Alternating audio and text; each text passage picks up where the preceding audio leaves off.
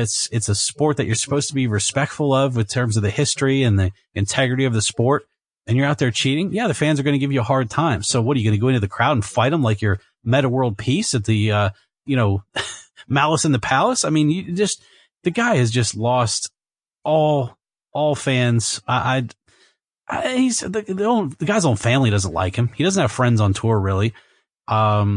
I think that tells you all you need to know too. If your own family has basically disowned you, it's just, he's just not a good guy. And so I'm kind of over Patrick Reed now at this point.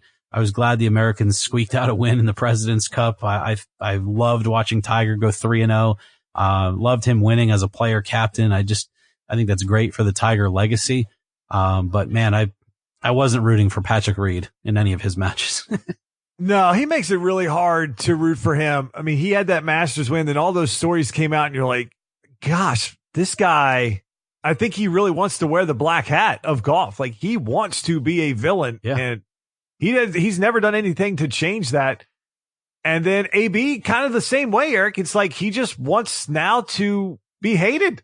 Like, that seems to be his MO at this point. And his social media varies so much from post to post. It almost seems like, does he have a team that they just like rotate the phone around and someone just makes some kind of a post and you're trying to guess who it is? Or does he have that many different personalities at this point? Because at one point he is apologizing to Robert Kraft and the Patriots. The next thing, he's lost his mind about never wanting to play in the NFL again. Then he's asking for help with term papers. Then he's going to need a lot of help with that. Women 2020. I mean, the guy is just off his rocker. I mean, why would any NFL team want to take a chance on him at this point? When you're, again, same as the Colin Kaepernick situation.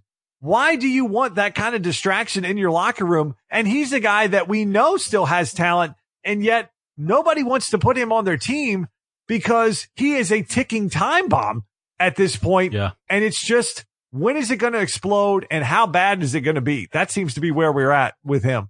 Yeah, you just can't. I agree with you. You can't add a guy like that. I mean, do you think the Patriots or the Eagles or the Cowboys or someone like that would love to have a receiver of his caliber right now? Yeah, they would, but they'd be absolutely crazy to sign him because he's just going to be too much of a headache going into the playoffs. So you just can't add him to the roster. That'll do it for this edition of Talk Back. Thank you for downloading. Thank you for listening. We hope you have a great weekend, and we'll talk back at you next time.